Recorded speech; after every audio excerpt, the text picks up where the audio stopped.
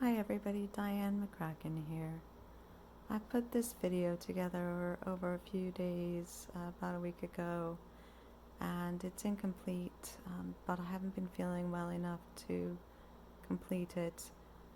It focuses on dysautonomia, and it does cover a lot of ground, so I thought it's worth putting it out here.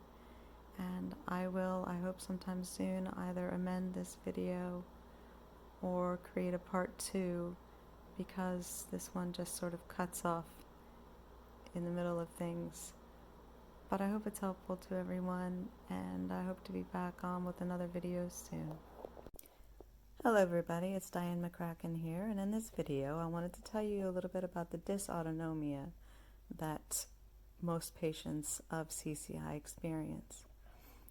So this has to do with misregulation of the autonomic nervous system.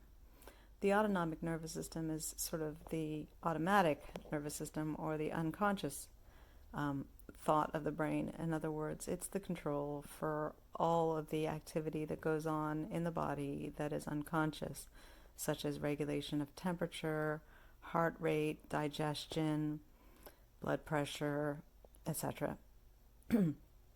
And because much of this occurs in the brainstem or passes through the brainstem, this is disrupted in patients with CCI because of the impacts on the brainstem and the nerves that come out of the brainstem. So, for example, in some cases, I've not experienced this, but it's a very common symptom. Patients have disruption or compression of the phrenic nerve. And the phrenic nerve controls the activity of the diaphragm, which controls your breathing. So patients will struggle to breathe or have episodes where they stop breathing, particularly if they turn their head in a certain direction. Other patients will have tachycardia. I had this very badly. So the heart rate is controlled by a plexus of nerves, which start primarily in the medulla. And as I mentioned in an earlier video, the medulla is, for many patients, certainly for me, kinked or bent in all positions, especially when the patient is upright. So this creates, for many patients, a syndrome called POTS, or postural orthostatic tachycardia syndrome, which basically just means that your heart rate accelerates when you're upright. For many of us, the heart rate is not well regulated, whether we're upright or lying down. I had this for many months, but it was resolved actually by moving my atlas, which is C1, or the very top joint of my neck. I was very fortunate.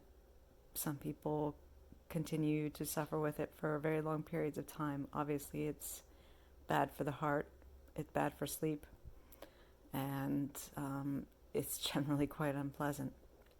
And unfortunately, it often causes people to be misdiagnosed with heart problems, which is something that I experienced. Although obviously when I had a workup, it was found that my heart was quite healthy. So that's good news. But that is obviously a big problem, and related to that, actually, sleep is a big problem for a lot of sufferers of CCI. And some other symptoms of dysautonomia, which are very common, are nausea, sometimes even vomiting, which, again, all of these symptoms worsen, generally speaking, when the person is upright, or for some people when they turn their head in one direction or another, or in both. Dizziness or vertigo, and people experience this in all sorts of ways. So it might be the room spinning.